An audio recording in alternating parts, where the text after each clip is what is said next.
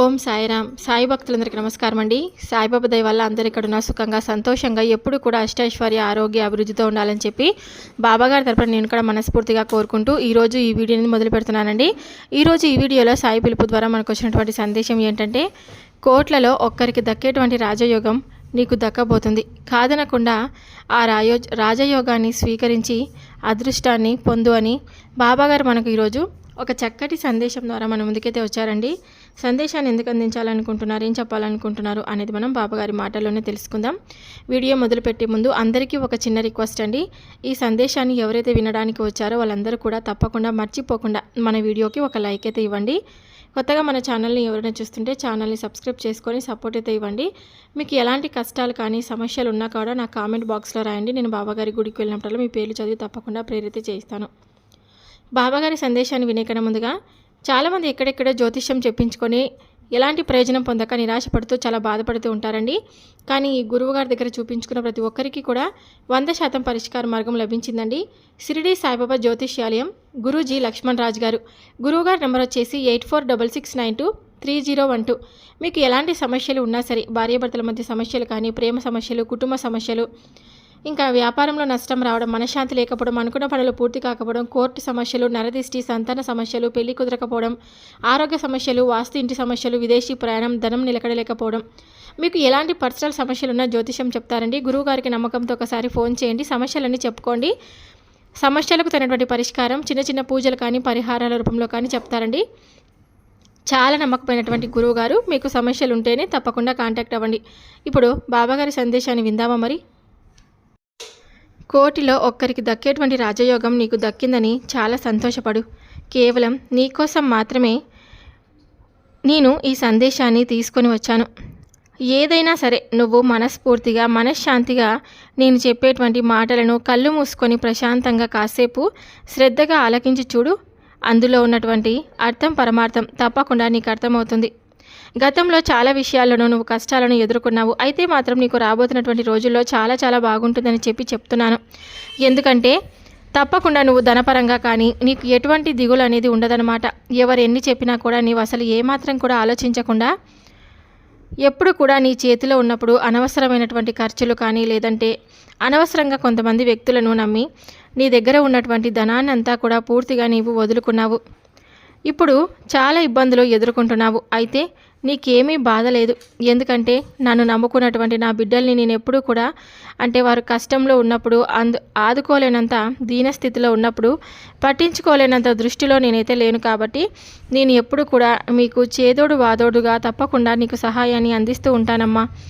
అయితే కష్టపడి అని అంటూ ఉంటారు కదా, కష్టపడకుండా అసలు ఏది రాదనమాట. నీకు ఏ వృత్తి ఎందుకు కానీ, వ్యాపారం అందుకు కానీ, మంచిగా నువ్వు దేంట్లో అయితే నువ్వు రాణించగలుగుతున్నావో, ఏం చేయాలనుకుంటున్నావో ఆ పనిలో నీకు ఇంట్రెస్ట్ అనేది ఉంటుందో ఆ పనిని చేస్తూ ఉండు. నీకు మంచిగా అందులో కలుసుబాటుతనంగా వచ్చేలాగా నీకు నేను చేస్తాను. అయితే మంచిగా నీవైతే కొన్ని శుభవార్తలు అయితే రాబోతున్నటువంటి రోజుల్లో వినబోతున్నావు. ఆ శుభవార్త నీకు కనుక ఉద్యోగం చేస్తున్నట్లయితే, లేదంటే వ్యాపారం చేసుకున్నట్లయితే, నీకు బిజినెస్ పరంగా కానీ, నువ్వు చేసుకున్నట్లయితే పెద్ద బిజినెస్లు చేసుకునే వాళ్ళైనా కానీ, ఏ వృత్తిపరంగా అయినా కానీ నీకు ఎంతో కొంత కష్టం పడాలి. అలా కష్టపడితేనే కష్టానికి అదృష్టం అనేది మీకు తోడవుతుంది. కాబట్టి కష్టే ఫలి అని చెప్పి అనుకుంటూ ఉంటాం. కాబట్టి ఆ కష్టే ఫలితం లాగా ఇస్తుందన్నమాట. కాబట్టి ఎందుకు ఈ మాట వాడవలసి వచ్చిందంటే కనుక, మీరు అందరూ కూడా కష్టపడతారు, కాదనడం లేదు. అందరూ కూడా డబ్బు కోసం ప్రతి ఒక్కరూ కష్టపడుతూ ఉంటారు.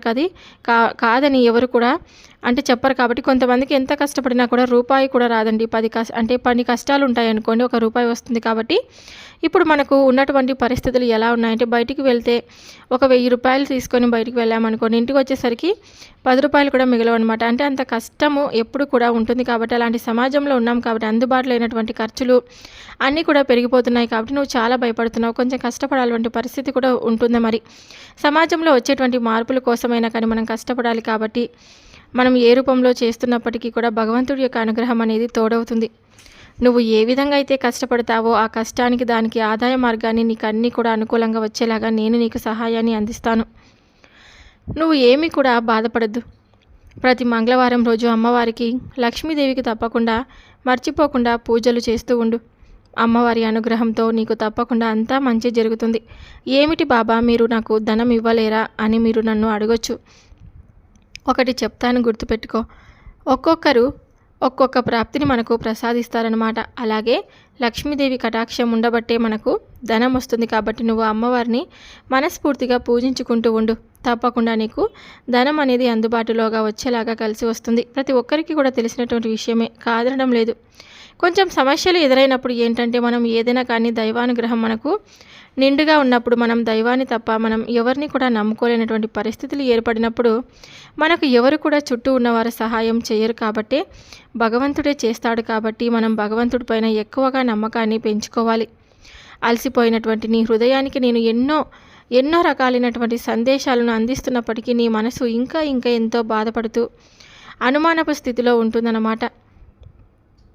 నువ్వు ఏదైనా కానీ ఆశ్చర్యంగా ఉంటావు కదూ. నేను చెప్తున్నది నిజమే.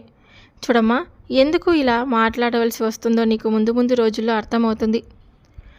ఎందుకంటే ఒక వ్యక్తి నీకు తెలియకుండానే నీపై అమితమైనటువంటి ఇష్టాన్ని, అభిమానాన్ని ఎప్పుడు కూడా పెంచుకొని ప్రతి క్షణం నీ మంచి కోరుకుంటూ నీవు నీ కుటుంబం ఎంతో సంతోషంగా ఆనందంగా ఉండాలని భగవంతుని ప్రార్థిస్తూ ఉన్నారు.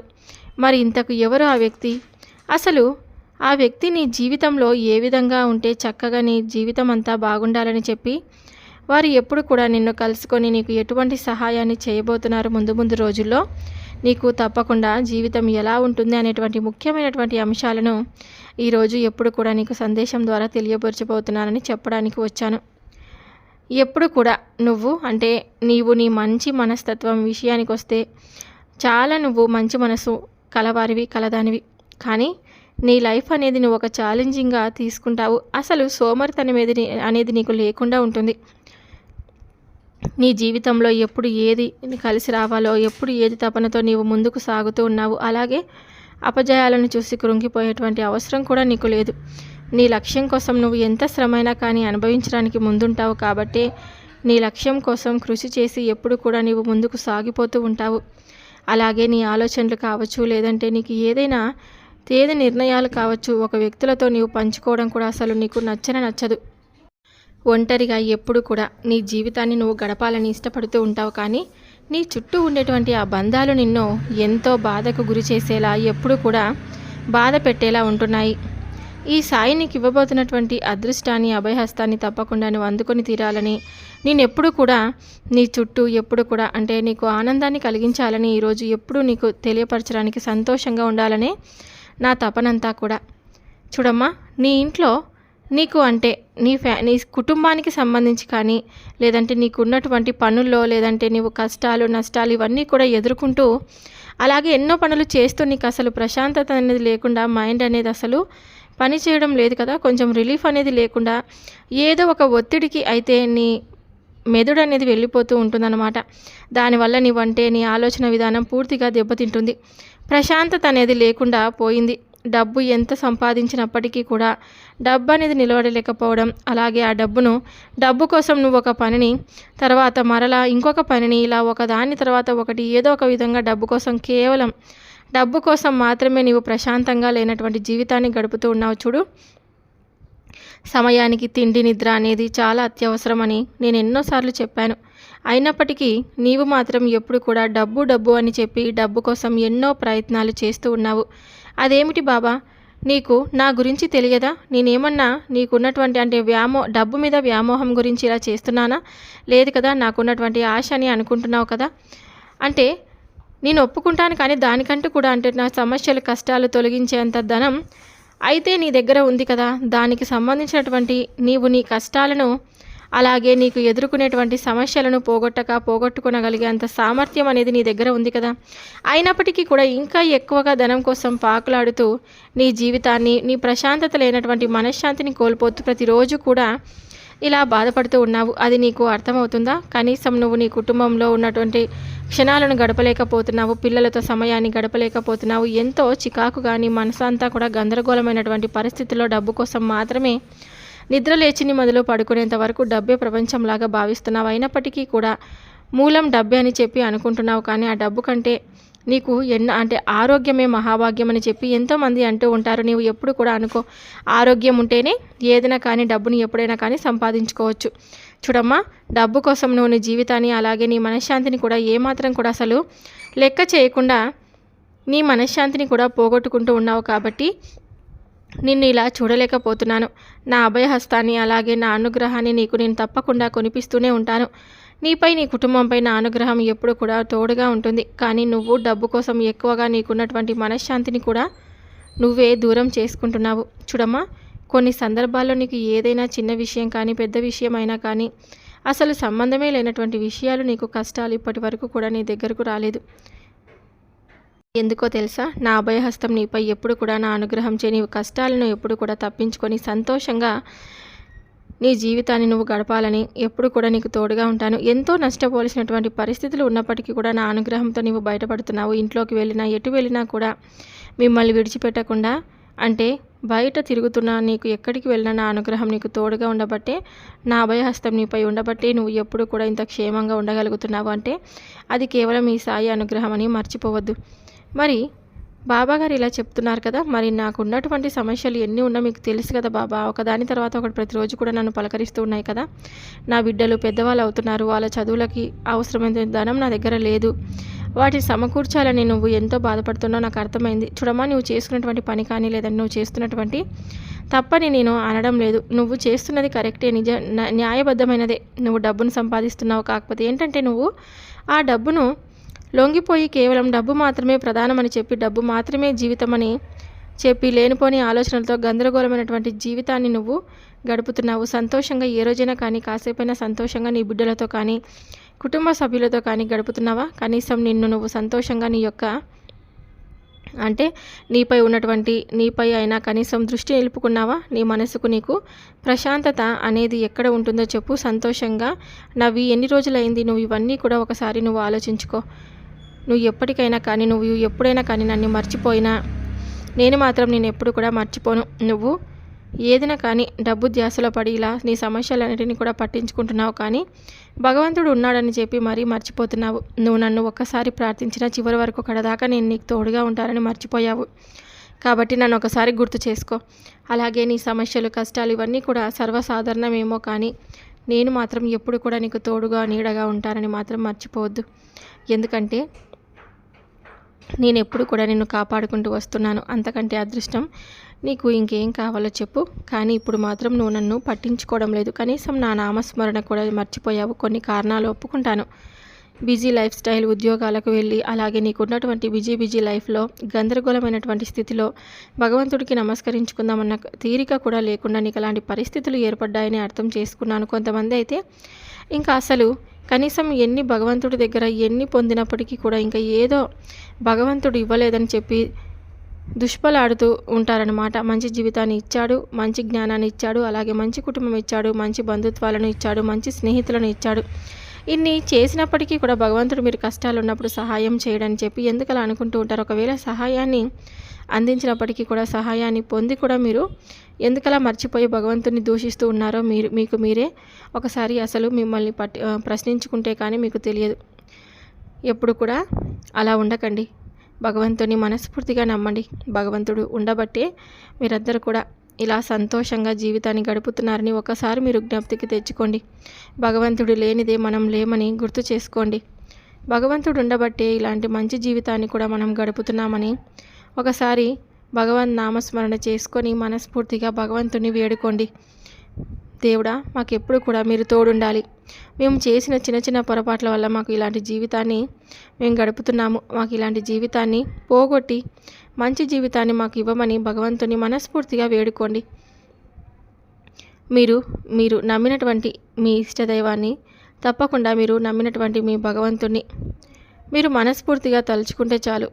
ఆ భగవంతుడు మీకు ఎప్పుడు కూడా తోడుగా నిలబడి తప్పకుండా నీకు మంచి మార్గాన్ని చూపిస్తాడు. నీకు తగినటువంటి సమాధానం దొరకడం లేదని చాలా ఎక్కువగా లేనిపోని ఆలోచనలను బాగా ఆలోచిస్తూ నీ మనసును కూడా పాడు చేసుకుంటున్నావు. అమ్మా చూడు, గతంలో నిన్ను కొన్ని విషయాల యందు నీవు ఇబ్బంది పడినప్పటికీ మాట వాస్తవమే. అయితే గతంలో నిన్ను ఏదైతే ఇబ్బంది పెట్టినటువంటి సమస్యలో లేదంటే ఇబ్బందికరమైనటువంటి సిచ్యువేషన్స్ ఏవైతే నీ దాకా వచ్చి నిన్ను ఎక్కువగా బాధ పెట్టా అవన్నీ కూడా ఇప్పుడైతే లేవు కదా. మరి ఎందుకు అలా గతం గురించి ఆలోచిస్తూ ఎక్కువగా నీ ఆరోగ్యాన్ని గతం పాడు చేసుకుంటూ ఉంటున్నావు చెప్పు.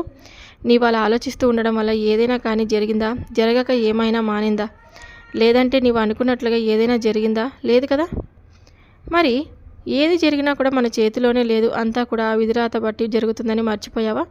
చూడమ్మా, గతంలో జరిగిన వాటిని మరలా నీవేమీ కూడా తిరిగి వాటిని మార్చలేవు. అలా జరిగింది ఏదో జరిగిపోయింది. నీకు అవమానమే జరిగిందో, లేదంటే నీకు ఏదైనా కానీ తీరనటువంటి లోటే జరిగిందో, ఏదైతే ఏమి మొత్తానికి గతంలో అంతా కూడా నీకు చేదు అనుభవాలు, చేదు జ్ఞాపకాలే. అలాగే కఠినమైనటువంటి సమస్యలను, కఠినమైనటువంటి కాలాన్ని భగవంతుడు ఇచ్చాడని చెప్పి నేను కూడా ఒప్పుకుంటాను. కానీ అవన్నీ కూడా నువ్వు అనుభవించవలసినటువంటి కర్మ ఫలితాలు, వాటన్నిటిని కూడా నువ్వు అనుభవించేసావు కదా. ఇక వాటి గురించి పూర్తిగా మర్చిపో. ఎందుకంటే నీ కర్మ ఫలితాలు ఇప్పుడు పూర్తిగా నీ నుండి తొలగిపోతాయి.